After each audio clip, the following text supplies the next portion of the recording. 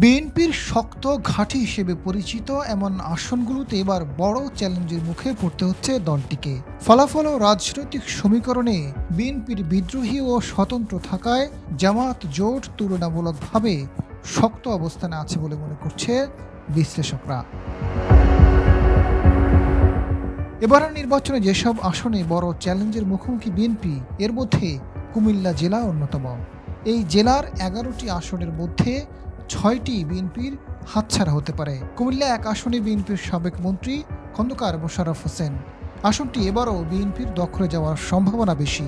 তবে জামায়াতের মনিরুজ্জামান বাহালুল চমক দেখাতে পারেন। কুমিল্লা ২ আসনে বিএনপির অধ্যক্ষ সেলিম ভূঁইয়া।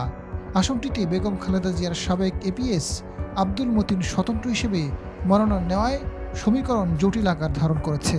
বিএনপির এ দ্বন্দ্বে জামায়াতের নাজিম উদ্দিন মোল্লার অবস্থান শক্ত হচ্ছে। ইসলামী আন্দোলনের ইঞ্জিনিয়ার আশরাফুল আলমও সক্রিয়ভাবে প্রচার চালাচ্ছেন। কুমিল্লার ৩ আসনটি বিএনপির শক্ত ঘাঁটি। সাবেক মন্ত্রী শাহ মোফাজ্জল হোসেন কায়কোবাদ মনোনয়ন পেয়েছেন। কোনো দ্বন্দ্ব না থাকায় বিএনপির দখলে যাওয়ার সম্ভাবনা বেশি। জামায়াতের ইউসুফ হাকিম সোহেলের অবস্থানও ভালো। কুমিল্লা ৪ আসনে বিএনপির মঞ্জুরুল আহসান মুন্সি। এ আসনে এবার নতুন মাত্রা এনসিপির হাসনাত আবদুল্লাহ। জামায়াত সমর্থন থাকায় হাসনাত আবদুল্লাহ জয়ী হতে পারেন। কুমিল্লা ৫ আসনটিতে বিএনপির জসিমউদ্দিন ও জামায়াতের ডক্টর মোবারক হোসেনের মধ্যে হাড্ডাহাড্ডি প্রতিদ্বন্দ্বিতা হতে পারে। কুমিল্লা ৬ আসনে বিএনপির মনিরুল হক চৌধুরী। তবে এ আসনে আরেক নেতা আমিনুর রশিদ ইয়াসিনও সক্রিয়। ফলে জামায়াতের কাজী দীন মোহাম্মদ সুবিধাজনক অবস্থানে।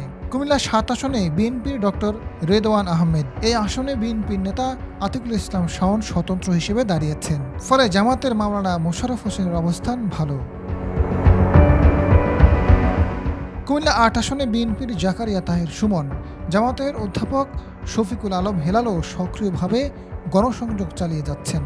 কুমিল্লা ৯ আসনের সমীকরণ বেশ জটিল। বিএনপির আবুল কালাম, অন্যদিকে স্বতন্ত্র রশিদ আহমেদ হুসাইন ও সামিরা আজিম দোলা।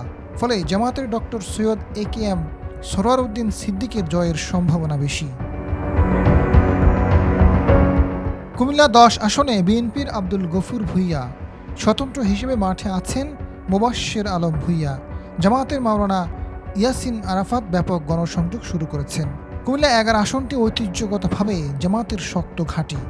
জামায়াতের ডাক্তার সৈয়দ আবদুল্লাহ মোহাম্মদ তাহের, বিএনপির আছেন কামরুল হুদা। সাধারণ ভোটার ও রাজনৈতিক পর্যবেক্ষকরা মনে করছেন এই আসনে আবদুল্লাহ মোহাম্মদ তাহেরের বিজয়ী হওয়ার সম্ভাবনা বেশি। তবে বিএনপির নেতারা আশাবাদী কামরুল হুদা চমক দেখাতে সক্ষম হবেন। আজাদ ফারুক, সময়ের আলো।